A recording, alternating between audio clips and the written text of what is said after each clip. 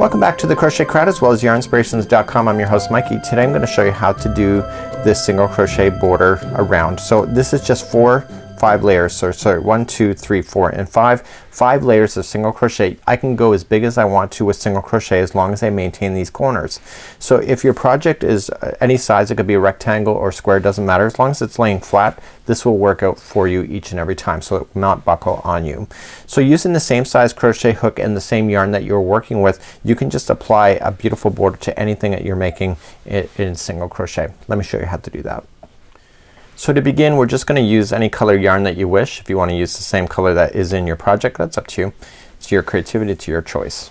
So you're just gonna start off with a slip knot on the hook and you're just gonna go into any corner. It doesn't have to be a granny square project like so. It could be a solid, anything, doesn't really matter.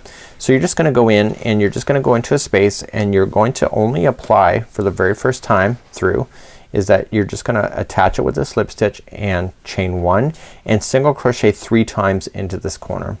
So 1, 2 and 3. So here's the thing, on the granny squares you're going to fill in every stitch with a single crochet, and in the chain 1 space you just go around the space. So if it's another type of square that is solid, just fill in every stitch to be a single crochet, just like you see. So when I get to the chain 1 space, you can either go into the chain 1, which is harder, or you can just go right into the space itself and fill it in. Noticing that I'm using this as a kind of underneath, so it gets stuck underneath the stitches as I go, so I don't have to weave those in later. So as I go all the way around, every corner is going to be the exact same identical in this whole border. Okay, no matter if it's this round or all the future, every corner is only gonna get 3 single crochets like that. So just continuing around, 1 single crochet into each, going all the way around, and I'll see at the end of this round. And make sure the corners again are 3 single crochets. When you get all the way back around, you've already done your corner, already has your 3 single crochets, so the last stitch here, just join it to the top of the first single crochet.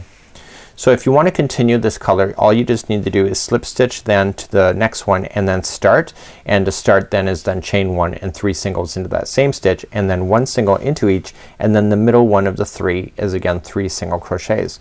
But if you're like me and like color, then what I'm gonna do is I'm gonna change color, and I'll show you how to do that. So we're just gonna join it to the top of the first single crochet, and then that's it.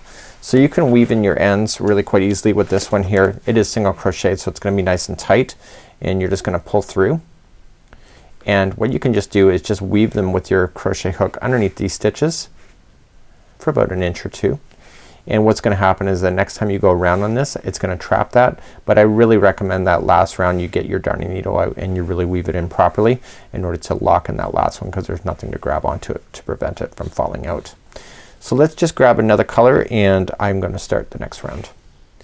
To start the next round, again looking at the right side of the project like we had been, so you're gonna continually go around, and I'm gonna grab my next one here. So the next one I would not recommend grabbing doing a slip knot. Just loop it first and going into the middle one of the 3 that is in. So if you can do the one that you finished off, or you can start any corner, it doesn't really matter. All corners are equal, and you're just gonna go into the middle one of the 3 and you're just gonna pull a loop through. Now if you do a slip knot at this point, it's gonna be very obvious. So in this particular single crochet, it's easier, it's better if you don't. So just chain up 1 and you're going to do 3 single crochets into that same one that you just joined. So 1, 2 and 3 like that. So now that we're gonna work our way across, so every single crochet, and I'm bearing that one end in as I go, is all just gonna be 1 single crochet each.